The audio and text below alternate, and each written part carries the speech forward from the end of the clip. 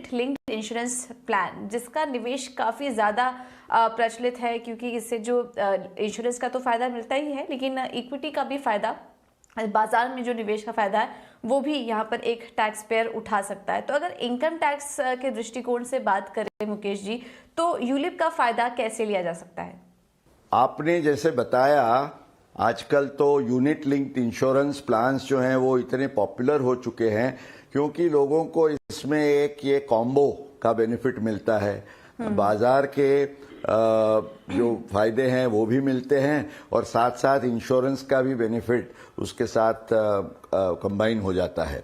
तो इसको भी तो जो नियम हैं बेसिक 80C और 1010D, वो जैसे हमने लाइफ इंश्योरेंस पॉलिसीज के लिए देखे, almost the same rules are there 80C और 1010D में। कुछ जो फर्क है वो हमें समझना आवश्यक है और खास तौर से ये जो फर्क है वो इस साल के बजट में जो आए कुछ very important changes in regard to ULIP, वो हम दर्शकों को समझाए ताकि उनको इसका ख्याल भी रहे और अपना प्लानिंग करने में सुविधा रहे। सबसे पहले तो एक प्रोविजन बजट में ये लाया गया 1010D के कॉन्टेक्स्ट में कि जो आप 10 साल से ज्यादा भी समय की पॉलिसीज लेते हैं जिसमें 10%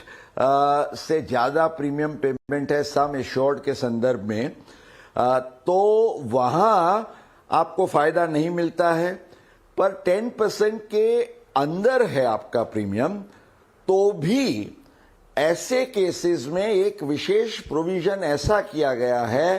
कि अगर आप साल में, ये 1 फरवरी 2021 पर ये जो प्रोविजन आया बजट में, तब से लेके इन्होंने ये कहा कि अगर आप ये जो आपका प्रीमियम है कोई भी फाइनेंशियल ईयर में प्रीमियम, यूलिप के प्रीमियम, टोटल प्रीमियम एक या ज्यादा पॉलिसीज का 2.5 लाख रुपये से ज्यादा होता है, माना खास तौर से हाई नेटवर्थ इंडिविजुअल्स HNIs के केस में ये हिट होता है, तो उनके केस में उनको 1010D का मैच्योरिटी का एग्जम्पशन नहीं मिलेगा, भले और शर्तें परिपूर्ण होती हो तो भी। तो ये एक ख्याल में रखना है। दूसरा कि मान लीजिए आपका यूलिप का कोई शॉर्टर ड्यूरेशन पॉलिसी है या आप जल्दी रिडीम कराते हैं, मैच्योर कराते हैं, तो इस केस में जब अमाउंट टैक्सेबल होता है तो फर्क ये है कि LIC के केस में इसको इनकम फ्रॉम अदर सोर्सेज गिना जाएगा। यूलिप के केस में क्योंकि यूनिट्स का रिडेम्पशन होता है और रिडेम्पशन इज अ ट्रांसफर, तो उसमें कैपिटल गेन्स लगना चाहिए। ये प्रोविजन को स्पष्ट करते हुए 2021 के बजट में एक नई सेक्शन 45(1)B इंट्रोड्यूस की गई है और ये कहा गया है कि ऐसे गेन को कैपिटल गेन माना जाएगा। अब इसका मतलब ये है कि अगर आपने ये जो पॉलिसी आपकी है वो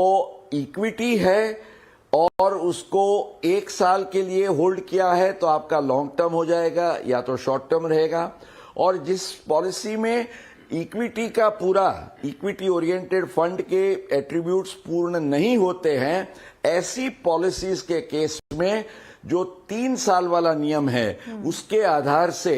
आपको लॉन्ग टर्म या शॉर्ट टर्म और इंडेक्सेशन वगैरह के और कैपिटल गेन के टैक्स के रेट से आपको टैक्स लगेगा, ये हमें ख्याल रखना है।